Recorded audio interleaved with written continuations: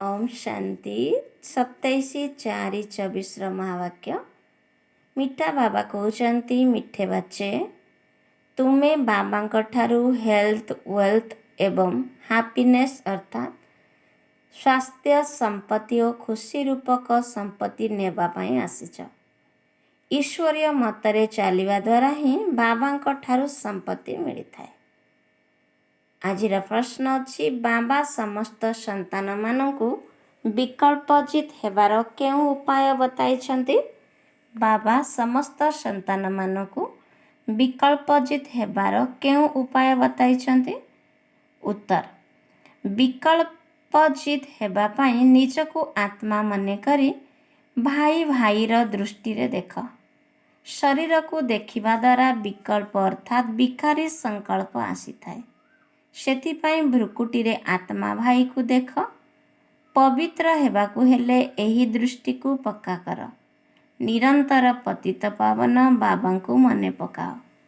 मने पकाइबा द्वारा आत्मारु कलंकी छाड़ी जीव, खुशी बढ़ी जीव एवं विकल्प उपरे विजय प्राप्त करि परिबो। ओम शांति। शिव भगवान वाच निजर शालग्राम मानक प्रति। शिव भगवान वाच अर्थात निश्चिंत भावरे शरीरर आधार नेउथिबे तेबे तो उबाच होई परिबो। कहिबा निमंते मुख निश्चिंत आवश्यक। सुनिबा पाई कान मध्य निहाती दरकार। आत्मा को कान ओ मुखर आवश्यकता रहिछि। एबे तुमको ईश्वरीय मत मिलुछि जाहाको रामंकर मत बोली कहा जाउछि। अन्य माने तो रावण मतरे अछंती। गोटिए हेला ईश्वरीय मत एवं अन्यटी आसुरी मत। ईश्वरीय मत अधाकल्प चलुछि। बाबा ईश्वरीय मत देई तुम मानकु देवता करुचंती। पुणी सत्ययुग एवं त्रेता युगरे सही मत रहिबो। सेठारे जन्म मध्य कम हेबो काहेकिना जोगी जीवन बितांती। द्वापर कलिजुगरे रावण मत। एठारे जन्म मध्य बहुत नेउछंती काहेकिना भोगी जीवन बिताउछंती। सेतिपाई आयु मध्य कम हेउछि। बहुत संप्रदाय होई जाई थाए तेणु बहुत दुखी होई थांती। राम मतधारी माने रावण मतरे मिसी जाउछंती तेणु समग्र दुनिया रे रावण मत होई जाउछि। पुणी बाबा आसी समस्त को राम मत देउछंती। सत्य जुगरे रामक मत अर्थात ईश्वरीय मत जाको स्वर्ग बोली कहा जाए। ईश्वरीय मत द्वारा स्वर्गर स्थापना अधाकल्प पाई होई जाउछि। अधाकल्प परे रावण राज्य आरंभ हेउछि जाको आसुरी मत कहा जाउछि। एबे निजको पचार जे आमे आसुरी मतरे कौन करुथिलु, ईश्वरीय मत द्वारा कौन करुछु। पूर्वरु नरकवासी थिलु पुणी शिवालय रे स्वर्गवासी हेउछु। सत्ययुग एवं त्रेता युग को शिवालय कहा जाए। जहाँक नाम रे स्थापना हेउछि तांक नाम निश्चिंत रखिबे। तेणु ताहा हेउछि शिवालय जेउठी देवता माने रहुचंती। रचयिता बाबा ही तुमको एही कथा बुझाउछंती। कौन रचना करुछंती से कथा मध्य तुमे संतान माने जानिछ। समस्त रचना एही समय रे तांकु डाकुछंती, हे पतित पावन अथवा हे मुक्तिदाता। रावण राज्यरु अथवा दुखरु मुक्त करुथिबा मुक्तिदाता। एबे तुमे माने प्रकृत सुख विषय रे जानुछ तेणु एहाकु दुख बोली भाबुछ। नचेत केही एहाकु दुख बोली भाबु नाहंती। जेपरि बाबा मनुष्य सृष्टिर बीजरूप ज्ञानर सागर अटंती सेहीपरि तुमे मध्य ज्ञानर सागर हेउछ। बीजरे वृक्षर ज्ञान रही थाए किंतु ताहा हेउछि जड़। जदि चैतन्य होई थांता तेबे कही थांता तुमे माने चैतन्य होइथिबारु वृक्ष को जानिछ। बाबा को कहा जाउछि मनुष्य सृष्टिर बीजरूप सच्चित आनंद स्वरूप। एही वृक्षर उत्पत्ति एवं पालना किपरि हेउछि ए कथा केही जानि नाहंती। एपरि नुहे जे नुआ वृक्ष उत्पन्न हेउछि। ବାବା ବୁଝାଉଛନ୍ତି ପୁରୁଣା ହୋଇଯାଇଥିବା ବୃକ୍ଷର ମନୁଷ୍ୟମାନେ ଡାକୁଛନ୍ତି, କହୁଛନ୍ତି ଆସି ରାବଣ କବଳରୁ ଆମକୁ ମୁକ୍ତ କର। କାହିଁକି ନା ବର୍ତ୍ତମାନ ରାବଣ ରାଜ୍ୟ ଚାଲିଛି। ମନୁଷ୍ୟ ତ ରଚୟିତା କିମ୍ବା ରଚନାକୁ ଜାଣିନାହାନ୍ତି। ସ୍ୱୟଂ ବାବା କହୁଛନ୍ତି ମୁଁ ଥରେ ମାତ୍ର ସ୍ୱର୍ଗ ତିଆରି କରୁଛି। ସ୍ୱର୍ଗ ପରେ ପୁଣି ନର୍କ ହେଉଛି। ରାବଣର ପ୍ରବେଶତା ହେଉଛି, ତେଣୁ ସମସ୍ତେ ବାମ ମାର୍ଗରେ ଚାଲି ଯାଉଛନ୍ତି। ସତ୍ୟ ଯୁଗରେ ହେଲ୍ଥ, ୱେଲ୍ଥ, ହାପିନେସ୍ ସବୁ କିଛି ରହିଥାଏ। ତୁମେ ଏଠାକୁ ବାବାଙ୍କ ଠାରୁ ସ୍ୱାସ୍ଥ୍ୟ, ସମ୍ପତ୍ତି ଏବଂ ଖୁସି ନେବା ପାଇଁ ଆସିଛ। କାହିଁକି ନା ସ୍ୱର୍ଗରେ କେବେ ଦୁଃଖ ରହିବ ନାହିଁ। ତୁମର ମନରେ ରହିଛି ଯେ ଆମେ କଳ୍ପ କଳ୍ପ ପୁରୁଷୋତ୍ତମ ସଙ୍ଗମ ଯୁଗରେ ପୁରୁଷାର୍ଥ କରୁଛୁ। ଏହାର ନାମ କେତେ ସୁନ୍ଦର। ଅନ୍ୟ କୌଣସି ଯୁଗକୁ ପୁରୁଷୋତ୍ତମ କୁହାଯିବ ନାହିଁ। ସେଥିରେ କେବଳ ସିଢ଼ି ତଳକୁ ଓହ୍ଲାଇଥାନ୍ତି। ବାବାଙ୍କୁ ଡାକୁଛନ୍ତି, ସମର୍ପଣ ମଧ୍ୟ କରୁଛନ୍ତି, କିନ୍ତୁ ଏ କଥା ଜାଣିନାହାନ୍ତି ଯେ ବାବା କେବେ ଆସିବେ। ଡାକୁଛନ୍ତି, ହେ ଈଶ୍ୱରୀୟ ପିତା, ଦୁଃଖରୁ ମୁକ୍ତ କର, ଗାଇଡ଼ ହୁଅ। ସେ ମୁକ୍ତିଦାତା, ତେଣୁ ନିଶ୍ଚିନ୍ତ ଆସିବାକୁ ପଡ଼ିବ, ପୁଣି ଗାଇଡ଼ ହୋଇ ନେଇଯିବାକୁ ହେବ। ବାବା ସନ୍ତାନମାନଙ୍କୁ ବହୁତ ଦିନ ପରେ ଦେଖୁଛନ୍ତି, ତେଣୁ ବହୁତ ଖୁସି ହେଉଛନ୍ତି। ସେ ଲୌକିକ ପିତା ଓ ଇଏ ଆତ୍ମିକ ପିତା ଅଟନ୍ତି। ବାବା କ୍ରିଏଟର ମଧ୍ୟ ଅଟନ୍ତି।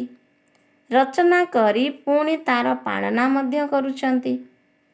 ପୁନର୍ଜନ୍ମ ତ ନେବାକୁ ପଡ଼ୁଛି।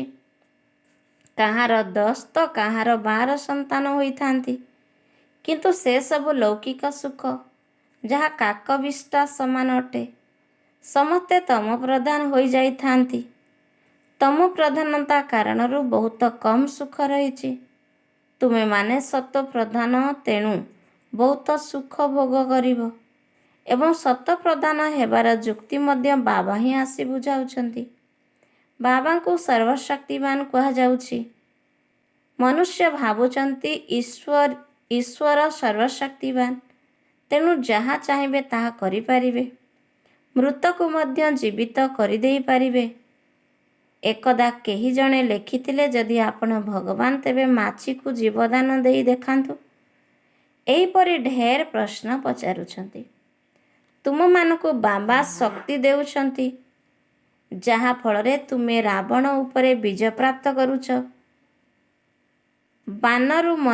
ବାନରରୁ ମନ୍ଦିର ଯୋଗ୍ୟ ହେଉଛ। ସେମାନେ ପୁଣି କ'ଣ କ'ଣ ସବୁ ତିଆରି କରିଦେଇଛନ୍ତି। ବାସ୍ତବରେ ତୁମେ ସମସ୍ତେ ସୀତା ଭକ୍ତିନୀ ଅଟ। ବାବା କହିଲେ, ବାସ୍ତବରେ ତୁମେ ସମସ୍ତେ ସୀତା ଭକ୍ତିନୀ ଅଟ। ମୁଁ ତୁମ ସମସ୍ତଙ୍କୁ ରାବଣ ଠାରୁ ମୁକୁଳାଇ ଦେଉଛି। ରାବଣ ଦ୍ୱାରା ତୁମକୁ କେବେ ହେଲେ ସୁଖ ମିଳିପାରିବ ନାହିଁ। ବର୍ତ୍ତମାନ ସମସ୍ତେ ରାବଣର ଜେଲରେ ଅଛନ୍ତି। ରାମଙ୍କର ଜେଲ କୁହାଯିବ ନାହିଁ। ରାମ ରାବଣର ଜେଲରୁ ମୁକୁଳାଇ ପାଇଁ ଆସୁଛନ୍ତି। 10 ମୁଣ୍ଡଧାରୀ ରାବଣ ତିଆରି କରୁଛନ୍ତି। ତାର 20ଟି ହାତ ଦେଖାଉଛନ୍ତି। ବାବା ବୁଝାଉଛନ୍ତି 5 ବିକାର ସ୍ତ୍ରୀଠାରେ ଏବଂ 5 ବିକାର ପୁରୁଷଠାରେ ରହିଛି।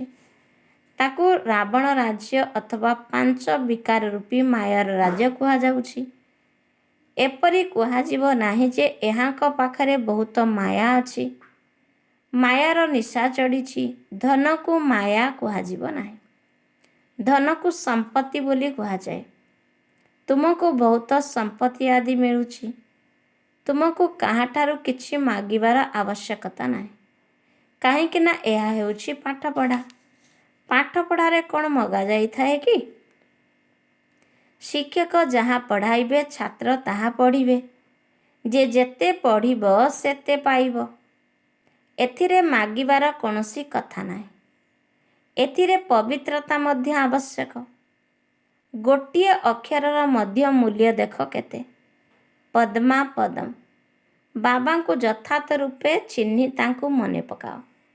ବାବା ପରିଚୟ ଦେଉଛନ୍ତି ଆତ୍ମା ବିନ୍ଦୁ ସଦୃଶ୍ୟ। ମୁଁ ମଧ୍ୟ ବିନ୍ଦୁ ଅଟେ, କିନ୍ତୁ ସେ ସଦା ପବିତ୍ର ଅଟନ୍ତି। ଶାନ୍ତି ଜ୍ଞାନ ପବିତ୍ରତାର ସାଗର ଅଟନ୍ତି। ଜଣଙ୍କର ହିଁ ମହିମା କରାଯାଉଛି। ସମସ୍ତଙ୍କର ପଦବୀ ନିଜସ୍ୱ ଅଟେ।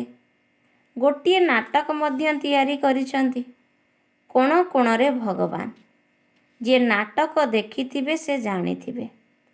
ମହାବୀର ସନ୍ତାନମାନଙ୍କୁ ବାବା କହୁଛନ୍ତି, ତୁମେମାନେ କେଉଁଠାକୁ ବି ଯାଅ, କିନ୍ତୁ ସବୁକିଛି କେବଳ ସାକ୍ଷୀ ହୋଇକି ଦେଖ। ଏବେ ତୁମେ ରାମରାଜ୍ୟ ସ୍ଥାପନ କରୁଛ, ରାବଣ ରାଜ୍ୟକୁ ସମାପ୍ତ କରିଦେଉଛ। ଏହା ହେଉଛି ବେହଦର କଥା। ସେମାନେ ଲୌକିକ କାହାଣୀ ତିଆରି କରିଦେଇଛନ୍ତି। ତୁମେ ହେଉଛ ଶିବଶକ୍ତି ସେନା। ଶିବ ସର୍ବଶକ୍ତିମାନ ଅଟନ୍ତି ନା। ତୁମେ ହେଉଛ ଶିବଙ୍କ ଠାରୁ ଶକ୍ତି ନେଉଥିବା ଶିବଙ୍କର ସେନା। ସେମାନେ ମଧ୍ୟ ଶିବସେନା ନାମ ରଖିଦେଇଛନ୍ତି। ବର୍ତ୍ତମାନ ତୁମର ନାମ କ'ଣ ରଖାଯିବ? ତୁମର ନାମ ରହିଛି ପ୍ରଜାପିତା ବ୍ରହ୍ମା କୁମାର କୁମାରୀ। ସମସ୍ତେ ତ ଶିବଙ୍କ ସନ୍ତାନ। ସମଗ୍ର ଦୁନିଆରେ ଆତ୍ମାମାନେ ତାଙ୍କର ସନ୍ତାନ। ଶିବଙ୍କ ଠାରୁ ତୁମକୁ ଶକ୍ତି ମିଳୁଛି। ଶିବ ବାବା ତୁମକୁ ଜ୍ଞାନ ଶିଖାଉଛନ୍ତି, ଯାହାଙ୍କ ଠାରୁ ତୁମକୁ ଏତେ ଶକ୍ତି ମିଳୁଛି ଯେ ଅଧାକଳ୍ପ ତୁମେ ସମଗ୍ର ବିଶ୍ୱ ଉପରେ ରାଜ୍ୟ କରୁଛ। ଏହା ତୁମର ଯୋଗବଳ ଏବଂ ତାଙ୍କର ହେଉଛି ବାହୁବଳ। ଭାରତର ପ୍ରାଚୀନ ରାଜଯୋଗର ଗାୟନ ରହିଛି। ଚାହୁଁଛନ୍ତି ମଧ୍ୟ ଭାରତର ପ୍ରାଚୀନ ଯୋଗ ଶିଖିବୁ, ଯାହାଦ୍ୱାରା ସ୍ୱର୍ଗ ସ୍ଥାପନ ହୋଇଥିଲା। ଏ କଥା ମଧ୍ୟ କହୁଛନ୍ତି, ଖ୍ରୀଷ୍ଟଙ୍କ ଠାରୁ ଏତେ ବର୍ଷ ପୂର୍ବରୁ ସ୍ୱର୍ଗ ଥିଲା। କିପରି ତିଆରି ହୋଇଥିଲା? ଯୋଗବଳ ଦ୍ୱାରା। ତୁମେ ହେଉଛ ପ୍ରବୃତ୍ତି ମାର୍ଗ ସନ୍ନ୍ୟାସୀ। ସେମାନେ ଘରଦ୍ୱାର ଛାଡ଼ି ଜଙ୍ଗଲକୁ ଚାଲି ଯାଉଛନ୍ତି। ଡ୍ରାମା ଅନୁସାରେ ପ୍ରତ୍ୟେକଙ୍କୁ ପାର୍ଟ ମିଳିଛି। ଏତେ ଛୋଟ ବିନ୍ଦୁରେ କେତେ ପାର୍ଟ ରହିଛି, ଯାହାକୁ କୁଦରତ ବୋଲି କୁହାଯିବ। ବାବା ତ ସଦା ଶକ୍ତିମାନ ଗୋଲ୍ଡେନ୍ ଏଜ୍ଡ ଅଟନ୍ତି। ବର୍ତ୍ତମାନ ତୁମେ ତାଙ୍କଠାରୁ ଶକ୍ତି ନେଉଛ। ଡ୍ରାମା ମଧ୍ୟ ଏହିଭଳି ପ୍ରସ୍ତୁତ ହୋଇଛି। ଏପରି ନୁହେଁ ଯେ ଭଗବାନ ହଜାରେ ସୂର୍ଯ୍ୟଠାରୁ ତେଜମୟ ଅଟନ୍ତି। ଯାହାର ଯେପରି ଭାବନା ରହିଥାଏ ସେହି ଅନୁସାରେ ଦେଖିଥାନ୍ତି। ଆଖି ଲାଲ ହୋଇଯାଏ, କହନ୍ତି ବାସ୍ ସେତିକି ଥାଉ, ଆମେ ସହନ କରିପାରିବୁ ନାହିଁ। ବାବା କହୁଛନ୍ତି ସେସବୁ ଭକ୍ତି ମାର୍ଗର ସଂସ୍କାର। ଏହା ତ ଜ୍ଞାନ ଅଟେ, ଏଥିରେ ପାଠ ପଢ଼ିବାକୁ ହେବ। ବାବା ଶିକ୍ଷକ ମଧ୍ୟ ଅଟନ୍ତି, ପଢ଼ାଉଛନ୍ତି। କହୁଛନ୍ତି ତୁମକୁ ତମ ପ୍ରଧାନରୁ ଶତ ପ୍ରଧାନ ହେବାକୁ ପଡ଼ିବ। ବାବା ବୁଝାଇଛନ୍ତି ଖରାପ କଥା ଶୁଣ ନାହିଁ। ମନୁଷ୍ୟମାନଙ୍କୁ ଜଣା ନାହିଁ ଯେ ଏ କଥା କିଏ କହିଛନ୍ତି। ପୂର୍ବରୁ ମାଙ୍କଡ଼ର ଚିତ୍ର ତିଆରି କରୁଥିଲେ, ଏବେ ମନୁଷ୍ୟମାନଙ୍କର ତିଆରି କରୁଛନ୍ତି। ବାବା ମଧ୍ୟ ନଳିନୀ କନ୍ୟାଙ୍କର ଚିତ୍ର ତିଆରି କରାଇଥିଲେ।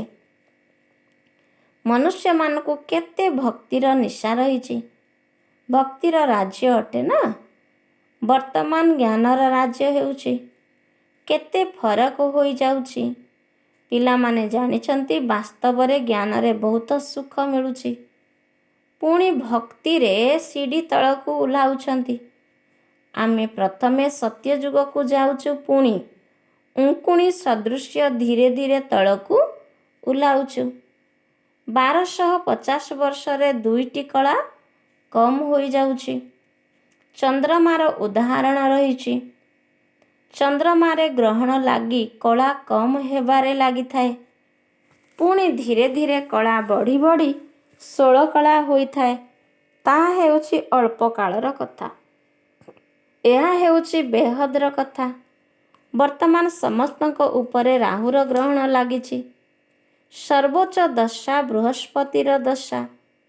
ସବୁଠାରୁ ନୀଚ ଦଶା ରାହୁର ଦଶା। ଏକଦମ ଦେବାଳିଆ କରିଦେଇଥାଏ। ବୃହସ୍ପତିର ଦଶା ଦ୍ୱାରା ଆମେ ଚଢ଼ୁଛୁ। ସେମାନେ ବେହଦର ବାବାଙ୍କୁ ଜାଣିନାହାନ୍ତି। ବାସ୍ତବରେ ବର୍ତ୍ତମାନ ସମସ୍ତଙ୍କ ଉପରେ ରାହୁର ଦଶା ରହିଛି। ଏ କଥା ତୁମେମାନେ ଜାଣିଛ, ଅନ୍ୟ କେହି ଜାଣିନାହାନ୍ତି। ରାହୁର ଦଶା ହିଁ କାଙ୍ଗାଳ କରିଦେଉଛି। ବୃହସ୍ପତିର ଦଶା ଦ୍ୱାରା ସାହୁକାର ହେଉଛ। ଭାରତ କେତେ ଧନବାନ ଥିଲା। ବିଶ୍ୱରେ ଏକମାତ୍ର ଭାରତ ହିଁ ଥିଲା। ସତ୍ୟଯୁଗରେ ରାମରାଜ୍ୟ ପବିତ୍ର ରାଜ୍ୟ ଥାଏ, ଯାହାର ମହିମା ହେଉଛି ଅପବିତ୍ର ରାଜାମାନେ ଗାୟନ କରୁଛନ୍ତି, ଆମେ ନିର୍ଗୁଣ, ଆମ ପାଖରେ କୌଣସି ଗୁଣ ନାହିଁ। ଏପରି ସଂସ୍ଥା ମଧ୍ୟ ତିଆରି କରିଛନ୍ତି, ଯାହାର ନାମ ରଖିଛନ୍ତି ନିର୍ଗୁଣ ସଂସ୍ଥା। ଆରେ ଏ ସମଗ୍ର ଦୁନିଆ ହିଁ ନିର୍ଗୁଣ ସଂସ୍ଥା ଅଟେ। କେବଳ ଜଣଙ୍କର କଥା ନୁହେଁ। ପିଲାମାନଙ୍କୁ ସର୍ବଦା ମହାତ୍ମା କୁହାଯାଇଥାଏ। ତୁମେ ପୁଣି କହୁଛ କୌଣସି ଗୁଣ ନାହିଁ। ସମଗ୍ର ଦୁନିଆରେ କୌଣସି ଗୁଣ ନାହିଁ, ତେଣୁ ରାହୁର ଦଶା ପଡ଼ିଛି। ବାବା କହୁଛନ୍ତି ଦାନ ଦେଲେ ଗ୍ରହଣ ଛାଡ଼ିଯିବ। ବର୍ତ୍ତମାନ ସମସ୍ତଙ୍କୁ ତ ଯିବାକୁ ହେବ ନା। ଦେହ ସହିତ ଦେହର ସମସ୍ତ ଧର୍ମକୁ ଛାଡ଼। ବାବା କହିଲେ ଦେହ ସହିତ ଦେହର ସମସ୍ତ ଧର୍ମକୁ ଛାଡ଼। ନିଜକୁ ଆତ୍ମା ନିଶ୍ଚୟ କର। ତୁମକୁ ଏବେ ଘରକୁ ଯିବାକୁ ହେବ, କିନ୍ତୁ ସମସ୍ତେ ଅପବିତ୍ର, ତେଣୁ କେହି ଘରକୁ ଫେରି ଯାଇପାରୁନାହାନ୍ତି। ଏବେ ବାବା ପବିତ୍ର ହେବାର ଯୁକ୍ତି ବତାଉଛନ୍ତି। ବେହଦର ବାବାଙ୍କୁ ମନେ ପକାଅ। କେହି କହୁଛନ୍ତି ବାବା ଆମେ ଭୁଲି ଯାଉଛୁ। ବାବା କହୁଛନ୍ତି ମଧୁର ସନ୍ତାନମାନେ ପତିତ ପାବନ ବାବାଙ୍କୁ ଭୁଲିଗଲେ ତୁମେ ପାବନ କିପରି ହେବ? ବିଚାର କର ଯେ ତୁମେ କ'ଣ କହୁଛ। ଜୀବଜନ୍ତୁ ମଧ୍ୟ କେବେ ଏପରି କହିବେ ନାହିଁ ଯେ ଆମେ ବାପାଙ୍କୁ ଭୁଲି ଯାଉଛୁ। ତୁମେ କ'ଣ କହୁଛ? ମୁଁ ତୁମର ଅବିନାଶୀ ପିତା। ତୁମେ ଅବିନାଶୀ ସମ୍ପତ୍ତି ନେବାକୁ ଆସିଛ। ନିରାକାର ବାବା ସାକାରରେ ଆସିଲେ ହିଁ ପାଠ ପଢ଼ାଇବେ ନା। ବର୍ତ୍ତମାନ ବାବା ଏହାଙ୍କ ଶରୀରରେ ପ୍ରବେଶ କରିଛନ୍ତି। ଇଏ ହେଉଛନ୍ତି ବାପଦାଦା। ଉଭୟଙ୍କର ଆତ୍ମା ଏହି ଭ୍ରୁକୁଟି ମଧ୍ୟରେ ରହିଛନ୍ତି, ଅର୍ଥାତ୍ ଶିବ ବାବା ଆଉ ବ୍ରହ୍ମା ବାବାଙ୍କର ଆତ୍ମା ବ୍ରହ୍ମା ବାବାଙ୍କ ଭ୍ରୁକୁଟି ମଧ୍ୟରେ ରହିଛନ୍ତି। ତୁମେ ବାପଦାଦା କହୁଛ। ତୁମେ ନିଶ୍ଚୟ ଉଭୟଙ୍କର ଆତ୍ମା। ବାବା କହିଲେ ତୁମେ ବାପଦାଦା କହୁଛ, ତେବେ ନିଶ୍ଚୟ ଉଭୟଙ୍କର ଆତ୍ମା ରହିଥିବ, ଶିବ ବାବା ଏବଂ ବ୍ରହ୍ମାଙ୍କ ଆତ୍ମା। ତୁମେ ସମସ୍ତେ ପ୍ରଜାପିତା ବ୍ରହ୍ମା କୁମାର କୁମାରୀ ହୋଇଛ। ତୁମକୁ ଜ୍ଞାନ ମିଳୁଥିବାରୁ ଜାଣିଛ ଯେ ଆମେ ଭାଇ ଭାଇ ଅଟୁ। ପୁଣି ପ୍ରଜାପିତା ବ୍ରହ୍ମାଙ୍କ ଦ୍ୱାରା ଆମେ ଭାଇ ଭଉଣୀ ହେଉଛୁ। ଏହି ସ୍ମୃତି ପକ୍କା ହେବା ଉଚିତ। କିନ୍ତୁ ବାବା ଦେଖୁଛନ୍ତି ଯେ ଭାଇ ଭଉଣୀଙ୍କ ଭିତରେ ମଧ୍ୟ ନାମ ରୂପର ଆକର୍ଷଣ ରହୁଛି। ଅନେକଙ୍କୁ ବିକଳ୍ପ ମଧ୍ୟ ଆସୁଛି। ସୁନ୍ଦର ଶରୀର ଦେଖିଲେ ବିକଳ୍ପ ଆସିଥାଏ। ଏବେ ବାବା କହୁଛନ୍ତି ନିଜକୁ ଆତ୍ମା ଭାବି ଭାଇ ଭାଇର ଦୃଷ୍ଟିରେ ଦେଖ। ସମସ୍ତ ଆତ୍ମା ପରସ୍ପର ଭାଇ ଭାଇ। ଆତ୍ମା ଭାଇ ଭାଇ ହେଲେ ପିତା ମଧ୍ୟ ନିଶ୍ଚିନ୍ତ ରହିବା ଆବଶ୍ୟକ। ସମସ୍ତଙ୍କର ଜଣେ ହିଁ ବାପା। ସମସ୍ତେ ବାବାଙ୍କୁ ୟାଦ କରୁଛନ୍ତି। ବର୍ତ୍ତମାନ ବାବା କହୁଛନ୍ତି ସତ୍ୱପ୍ରଧାନ ହେବାକୁ ହେଲେ ମୋତେ ମନେ ପକାଅ। ଯେତେ ଯୋଗଯୁକ୍ତ ହୋଇ ରହିବ ସେତେ କଳଙ୍କ ସଫା ହୋଇଯିବ। ଖୁସିର ନିଶା ଚଢ଼ିବ ଏବଂ ଆକର୍ଷଣ ମଧ୍ୟ ହେବ ପୁରୁଷାର୍ଥର କ୍ରମ ଅନୁସାରେ। ଆଚ୍ଛା, ମିଠା ମିଠା ଶିଖିଲ ଦେ ସନ୍ତାନମାନଙ୍କ ପ୍ରତି ମାତା ପିତା ବାପଦାଦାଙ୍କର ମଧୁର ସ୍ନେହଭରା ସ୍ମୃତି ଏବଂ ସୁପ୍ରଭାତ। ଆତ୍ମିକ ପିତାଙ୍କର ଆତ୍ମିକ ସନ୍ତାନମାନଙ୍କୁ ନମସ୍ତେ।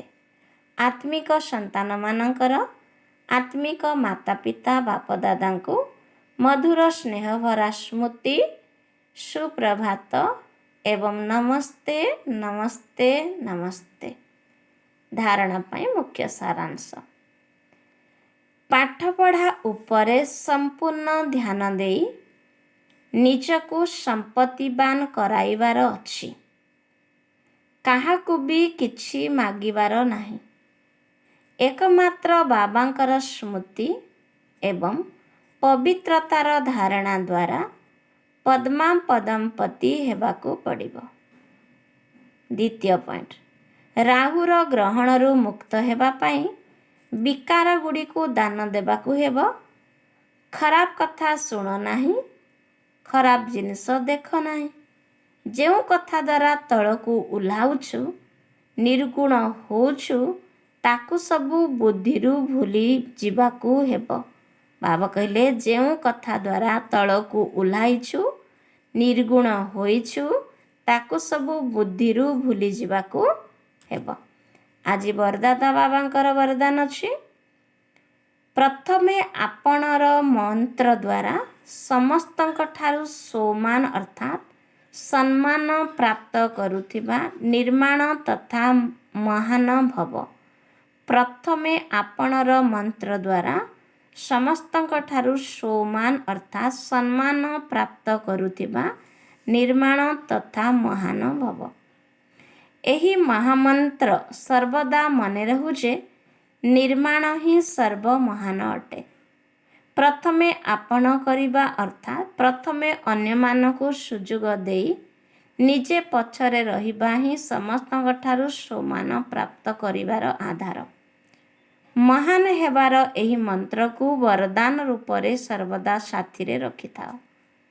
ବରଦାନ ଆଧାରରେ ପାଳିତ ହେବା ସହିତ ଉଡ଼ି ଉଡ଼ି ଲକ୍ଷ୍ୟସ୍ଥଳରେ ପହଞ୍ଚି ପାରିବ, କିନ୍ତୁ ମେହନତ ସେତେବେଳେ କରିବାକୁ ପଡ଼ୁଛି ଯେତେବେଳେ ବରଦାନକୁ କାର୍ଯ୍ୟରେ ଲଗାଉନାହଁ।